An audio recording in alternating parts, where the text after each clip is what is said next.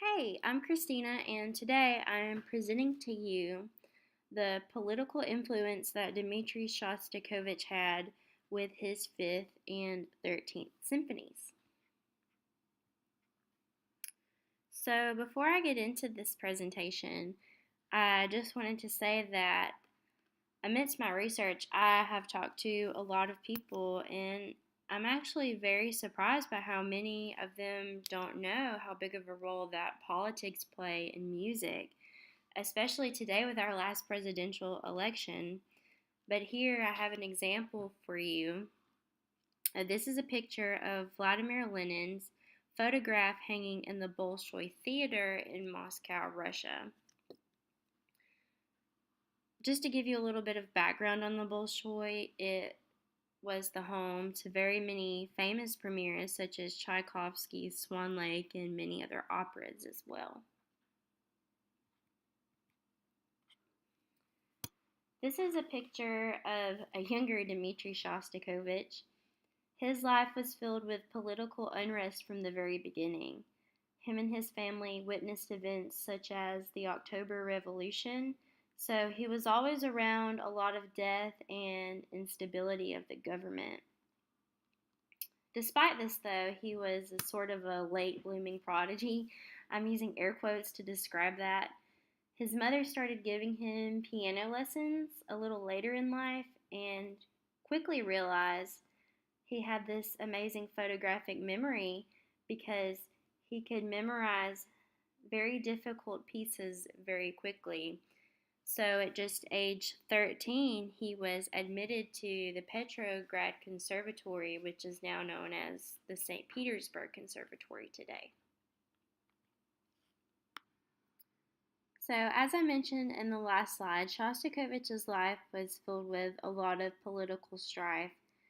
This went on into his adulthood, and when he wrote his Fifth Symphony, he actually paused writing his Fourth Symphony to write this Fifth Symphony after Joseph Stalin banned his opera Lady Macbeth of Mtsensk, and he banned it because basically he thought it was immoral and it didn't represent the Soviet Union very well. So when he wrote this symphony, he wrote it to please Stalin, but only on the surface. This symphony has 4 movements, and there are hidden meanings in each movement that the people of Russia actually caught on to, but Stalin did not. Some examples of this is actually in the 3rd movement, which sounds very sad and anguished, and it represents the suffering of the people under communism, and the audience actually recognized this and they wept during this premiere. Another example would be in the 4th movement when there's a big moment of silence, and it is actually for those who have lost their lives because of Stalin.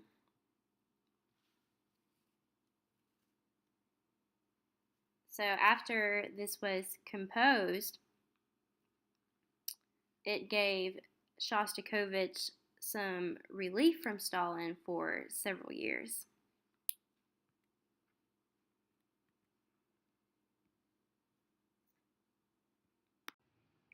So Shostakovich wrote his 13th Symphony after the death of Joseph Stalin, where he actually made an even bigger political statement than he did in his 5th Symphony. This symphony actually contains 5 movements instead of 4, and it was banned in Russia after its premiere. What is unique about this symphony is that each movement is based on poems written by Yevgeny Yevtushenko, who is actually a Russian poet. These movements are called Baby Yar, Humor at the Store, Fears, and a Career.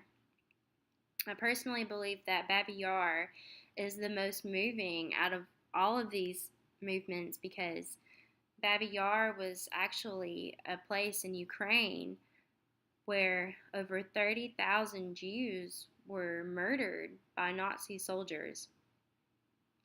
What is ironic about this is that, to give you a little historical background, the Soviet Union and the Nazis, they hated each other.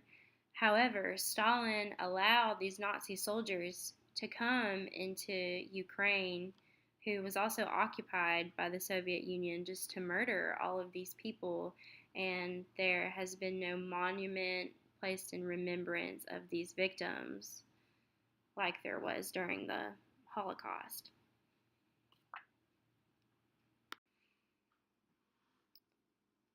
So, the main aspect that I want everyone to take away from this presentation is that Shostakovich was not just a composer. He was a voice for those who were silenced by racism, anti Semitism, and totalitarianism. While Russia spent years hiding their history, which they're still doing today actually, he spent years trying to expose it in his composition, so not just in his symphonies. If you listen to a lot of his works for violin, quintets, and quartets, they're representative of the political turmoil that he has gone through in his life. And I thank you for listening to my presentation today.